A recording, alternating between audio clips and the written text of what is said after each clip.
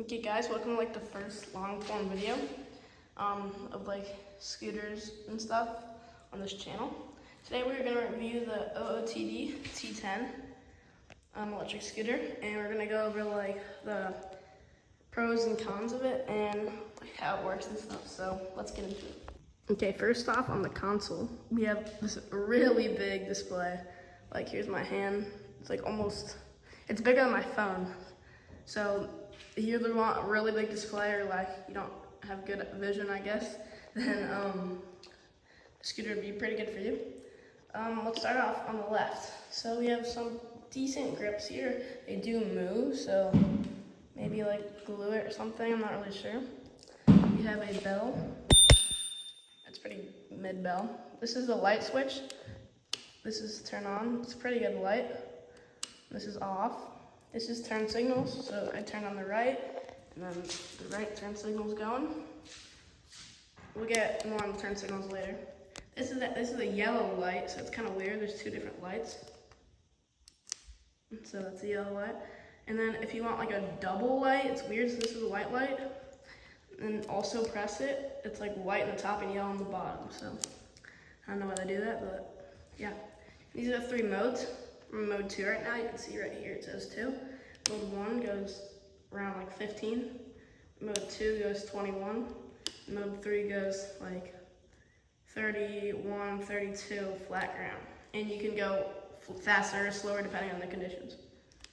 And this is of course just the speed. It comes in miles per hour. I'm really not sure how to change it, but you could probably like message them if you really want to know. It says ready when you're just ready to go, and when you brake, it goes with air, and the scooter won't go because it has a brake sensor right now. But you can probably like cut that if you really wanted to. This is of course the battery, and then your trip, and then when you turn it on,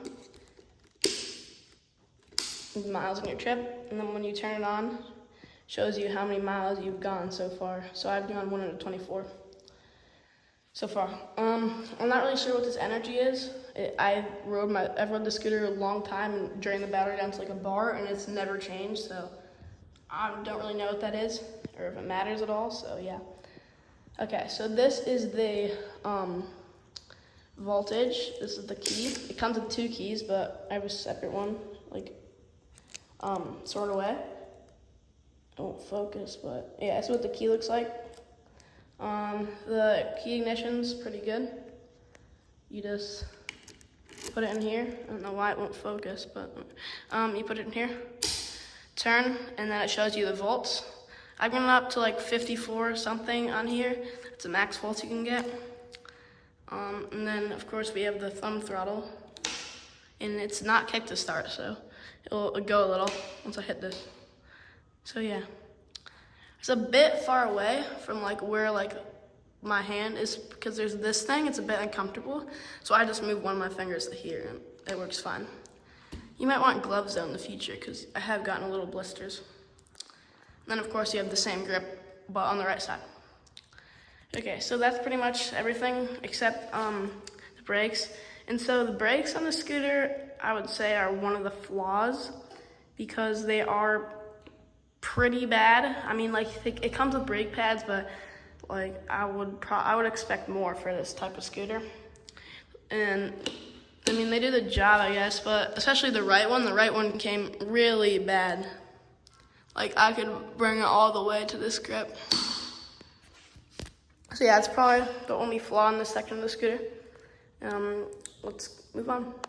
And by the way, for this storage bag, this is separate. I can put a link in the description. Or, I mean, if you want a link, just comment. But this is not part of the scooter. I just added it on separately. And this is the light right here. Let me turn it on real quick. There we go. Moving on to, like, this main build down here, like in the deck. There is a front shock right here and a back shock right here. So we have dual suspension, which is great. It's really bouncy. It's like a trampoline. But one flaw is that it's really squeaky after a couple of uses. But yeah, besides the squeakiness, which you can probably fix, It's really suspension. But another flaw with the suspension, or maybe not the suspension, but just the build itself, is that if you can see, like right here, this is like really close to this belt. I feel like they should have spaced it out a little bit. And when I go over big enough bumps, it actually hits the frame and makes this really annoying like metal clanking sound. So I mean, like that might like hurt the overall frame over time. I mean, it's not like that big of a deal, but definitely should have done a better job like designing that.